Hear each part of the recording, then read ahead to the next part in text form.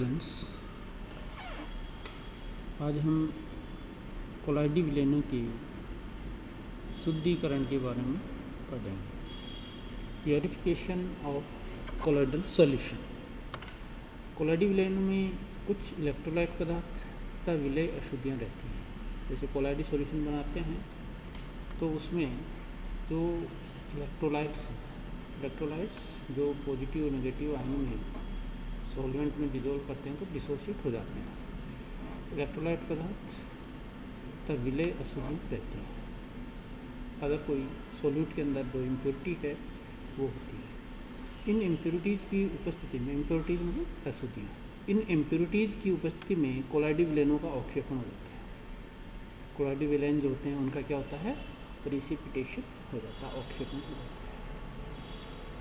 अतः ये आवश्यक है कि इन्हें अलग किया जाए और इनको अलग करने के लिए जो विधियाँ प्रयोग करते हैं उनमें सबसे पहले है अपोहन। अपोहन क्या होता है? अपोहन डायलिसिस नाम आपने सुना होगा। किसी किडनी में प्रॉब्लम आ जाती है तो कहते हैं कि इसको डायलिसिस कर रखा जाता है। किडनी में जब प्रॉब्लम आ जाती है तो ब्लड कंप्लीटली प्योर नहीं हो पाता है, इसलिए ब्लड को प्योर करने के लिए डायलिसिस किया जाता है, अर्थात उसमें से इम्प्योरिटीज़ को उठाया जाता है। वही सिचुएशन यहाँ पे है। वास्तविक विलेन में उपस्थित कण चर्मपत्र या जांघ झिल्ली एनिमल मेम्ब्रेन कोई है उससे छानने पर निकल जाता है। प्योर सॉल्यूशन में क्या होता है, जो भी पार्टिकल्स होते हैं उनको यदि अपने एनिमल मेम्ब्रेन से छानते हैं तो उसमें से निकल जाता है। लेकिन कोलाइडल पार्टिकल्स होते हैं वो कुछ बड़े होते हैं, आपको पता ही है। और कोलाइडल पार्टिकल की साइज़ बड़ी होने के कारण झिल्ली या चर्मपत्र एनिमल मेम्ब्रेन या चर्मपत्र की सूक्ष्म रंध्रों से विसरित नहीं होते हैं। ये मैं पहले भी आपको बता सकता हूँ। कोलाइडल सॉल्यूशंस होते हैं वो नहीं हो सकते। तो किसी क्रिस्टलाभ को झिल्ली या चर्मपत्र से विसरण द्वारा कोलाइड से पृथक करने के प्रक्रम को हम अपोहन कहते हैं। किसी क्रिस्टलाभ को झिल्ली या चर्मपत्र, झिल्ली मतलब एनिमल मेम्ब्रेन या चर्मपत्र से विसरण द्वारा कोलाइड से पृथक करने के प्रक्रम को, स्टार्टिंग में मैंने आपको पढ़ाया था कि डिफ्यूजन क्या होता है। तो डिफ्यूजन के द्वारा कोलाइड से पृथक करने का जो प्रोसेस है उसको ग्राहम ने सबसे पहले ये नाम दिया था, अपोहन। इसमें अशुद्ध कोलाइडी विलेन को एनिमल मेम्ब्रेन, जानकर झिल्ली का मतलब एनिमल मेम्ब्रेन जो सेमी परमेबल होती है वाले थैले में भरकर जल से भरे पात्र में डुबो दिया जाता है। क्या किया, एक बैग टाइप का एनिमल मेम्ब्रेन से बना हुआ एक पैकेट लेते हैं और उसके अंदर हम क्या करते हैं, वो जो कोलाइडल सॉल्यूशन है इम्प्योर उसको भर देते हैं। और क्या करते हैं, उसको एक कंटेनर के अंदर जिसमें जल भरा हुआ होता है उसमें डुबो देते हैं। जल क्या होता है, प्योर सॉल्वेंट होता है, अतः आयनिक अशुद्धियाँ धीरे धीरे जल में विसरित हो जाती हैं। सॉलिड पार्टिकल्स जो आयनिक अशुद्धियाँ क्या होती हैं, धीरे धीरे जल में विसरित हो जाती है। लेकिन ज़्यादा फास्ट नहीं हो पाता है, इसके लिए हम दूसरा मेथड यूज़ करते हैं, विद्युत अपघटन, इलेक्ट्रोडायलिसिस। अब इलेक्ट्रो वर्ड जुड़ गया, इसका मतलब इसके साथ हम क्या करेंगे, इलेक्ट्रोड जोड़ देंगे। बात वही है, प्रोसेस लगभग वही है, स्पीड बढ़ जाएगी। इस प्रक्रिया में अपोहन विद्युत क्षेत्र के प्रभाव में करते हैं। ठीक है, डायलिसिस किसकी प्रेजेंस में करते हैं, विद्युत क्षेत्र के प्रभाव में करते हैं। जल के पात्र में पारगम्य झिल्ली परमेबल मेम्ब्रेन वाले थैले के दोनों ओर 2 इलेक्ट्रोड लगा देते हैं, जैसा कि इस डायग्राम में लगा हुआ है। एक ऋणाकर और एक धनाकर, एक कैथोड और एक एनोड। जब दोनों इलेक्ट्रॉनों के बीच विभवांतर लगाते हैं, इलेक्ट्रिसिटी प्रोवाइड करते हैं, विभवांतर लगाते हैं, तो थैले में भरे कोलाइडी विलेन में उपस्थित आयन विपरीत आवेशित इलेक्ट्रोडों की ओर तेजी से अभिगमन करते हैं। विपरीत आवेशित इलेक्ट्रोड मतलब जैसे ये नेगेटिव इलेक्ट्रोड है, इसकी तरफ पॉजिटिव आयन आएंगे और ये पॉजिटिव इलेक्ट्रोड है, इसकी तरफ नेगेटिव आएंगे। ये तो आपको पता ही है, इलेक्ट्रोकेमिस्ट्री में हम पढ़ते हैं। तो अब क्या होगा, विपरीत आवेशित जो इलेक्ट्रॉन उनकी तरफ विपरीत आवेशित आयन आएंगे तो तेज़ी से अभिगमन करेंगे, फास्टली।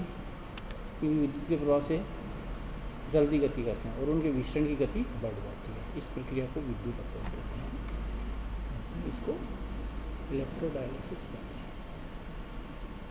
तो यदि हम कहें कि डायलिसिस क्या है, एक नॉर्मल सी बात है, एक एनिमल मेम्ब्रेन है, जांत व झिल्ली है, उस झिल्ली में अपन जो भी कोलाइडल विलेन जो इम्प्योर है उसको उसमें रख लेते हैं, और दूसरा एक कंटेनर में अपन क्या करते हैं, सॉल्वेंट ले लेते हैं, जल ले लेते हैं और उसके अंदर इसको डुबो देते हैं। तो उसमें से जो आयंस हैं, सेमी परमेबल मेम्ब्रेन के रूप में एनिमल मेम्ब्रेन काम करती है, तो उसमें से वो निकलते रहते हैं आयंस। तो इम्प्योरिटीज़ जो प्योर सॉल्वेंट है उसमें चली जाएंगी। धीरे धीरे ये प्रोसेस होता है। यदि हम इसमें इलेक्ट्रिसिटी यूज़ करते हैं, इलेक्ट्रोड लगा देते हैं, तो क्या होता है, ये प्रोसेस फास्टली हो जाता है। ठीक है। तीसरा प्रोसेस जो है, तीसरी विधि जो प्योर करने की है वो है अति सूक्ष्म निश्चन दर। अति सूक्ष्म निश्चन। अति सूक्ष्म, सूक्ष्म क्या होता है, माइक्रो, छोटा। अति सूक्ष्म बहुत छोटा, जिसको अपन अल्ट्रा माइक्रो बोलते हैं, और निश्चंदन का मतलब होता है फिल्ट्रेशन, फिल्टर। कोलाइडल कण साधारण फिल्टर पत्थर से निकल जाते हैं। कोलाइडल पार्टिकल, सिंपल जो फिल्टर पेपर जो होता है उससे कोलाइडल जो पार्टिकल्स हैं वो आराम से निकल जाते हैं। आपने छान के देखा भी होगा। कोलाइडल सॉल्यूशन एक हेटेरोजेनियस विलेन होता है, विषमांगी विलेन होता है, आपको पता है। उसमें बड़े बड़े कोलाइडल पार्टिकल्स होते हैं, लेकिन वो निलंबन के आकार से छोटे होते हैं। अब फिल्टर पेपर के जो छिद्र होते हैं वो बड़े होने के कारण इनमें से आसानी से कोलाइडल पार्टिकल नहीं होते। यदि फिल्टर पत्थर को एसिटिक अम्ल में कोलोडियन के विलयन से संसेचित कर दें तो छिद्रों का आकार बहुत छोटा हो जाता है। अब ये क्या कहता है कि यदि कोई फिल्टर पेपर है उसमें एसिटिक एसिड CH3COH में कोलाइडल विलयन, एसिटिक एसिड में कोलाइडल सॉल्यूशन होता है, बनाते हैं अपन, और उस फिल्टर पेपर को उसमें से निकालते हैं, तो उसमें जो है उसके जो बड़े छिद्र होते हैं वो कोलाइडल सॉल्यूशन एसिटिक एसिड में जो होता है उससे रुक जाते हैं और छोटे छोटे छिद्र बचते हैं। तो छिद्रों का आकार बहुत छोटा हो जाता है। और इस प्रकार के फिल्टर पत्थर में से द्रव प्रक्षेपण माध्यम तथा वाष्प विलयन के कण तो निकल जाते हैं। जो डिस्पर्शन मीडियम होता है, जो ज़्यादा मात्रा में होता है, जो सॉल्वेंट के रूप में, तो वो, और वास्तविक विलयन ट्रू सॉल्यूशन के पार्टिकल्स छोटे होते हैं तो वो तो निकल जाते हैं, लेकिन कोलाइडल पार्टिकल्स नहीं निकलते, जो फिल्टर पेपर के ऊपर रह जाते हैं। तो द्रव प्रक्षेपण माध्यम से वाष्प विलयन के कणों को कोलाइडी द्रव्य से पृथक करने की इस प्रक्रिया को अति सूक्ष्म निश्चन, कोलाइडल सॉल्यूशन है उसमें से वास्तविक विलयन और लिक्विड जो डिस्पर्शन मीडियम है उसको अलग करने के लिए इस विधि का यूज लिया जा सकता है। कोलाइडी कणों को फिर से प्रक्षेपण माध्यम में प्रक्षेपित करके शुद्ध कोलाइडी। अब आपने ऊपर सोचा होगा कि ये कह रहे हैं कि कोलाइडल पार्टिकल हट जाएंगे सर, वो तो सॉल्यूशन ही खत्म होगा। नहीं, वो जो ऊपर जो कोलाइडल पार्टिकल बचते हैं उनको वापस प्रक्षेपण माध्यम, डिस्पर्शन मीडियम है उसमें अपन डिस्पर्स कर लेते हैं, उसमें डिजोल्व कर लेते हैं और शुद्ध कोलाइडल बना लेते हैं। तो ये तीन विधियाँ जो है हमने डिस्कस की प्योरीफिकेशन की। कौन कौन सी? एक तो डायलिसिस, और दूसरी इलेक्ट्रोडायलिसिस विद्युत अपवहन, और तीसरी अति सूक्ष्म निश्चन। थोड़ा सा रिवाइज करते हैं। डायलिसिस में एक एनिमल मेम्ब्रेन लेनी है, थैले जैसे बैग जैसा होगा, और उसके अंदर अपन कोलाइडल सॉल्यूशन ले लेंगे और उसको दूसरे कंटेनर में रखेंगे जिसमें सॉल्वेंट जल ले लेंगे। उसमें रखेंगे तो धीरे धीरे उसमें जो अशुद्धियाँ हैं वो प्योर वाटर में चली जाएंगी और वो प्योर हो जाएगा।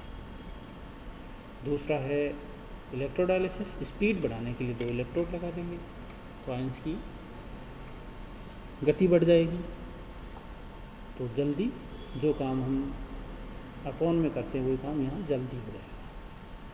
फिर अति सूक्ष्म निश्चंदन, अल्ट्रा माइक्रो फिल्ट्रेशन, इसमें क्या करते हैं, एक फिल्टर पेपर लेते हैं, उस फिल्टर पेपर को कोलाइडल सॉल्यूशन से ही संश्लेषित कर देते हैं, उसमें भिगो लेते हैं ये मान लीजिए, और उसके जो बड़े बड़े छिद्र होते हैं वो कोलाइडल पार्टिकल से रुक जाते हैं, स्मॉल छिद्र बचते हैं।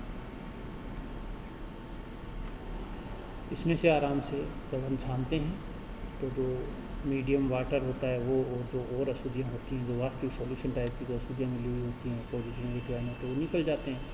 और फिल्टर पेपर के ऊपर कोलाइडल पार्टिकल्स बचते हैं, उन कोलाइडल पार्टिकल्स को हम वापस प्रक्षेपण माध्यम, डिस्पर्शन मीडियम जो ज़्यादा मात्रा में होता है कोलाइडल सॉल्यूशन में, उसमें डिजोल्व करके पुनः कोलाइडल सॉल्यूशन बना लेते हैं। Okay, thanks. नेक्स्ट।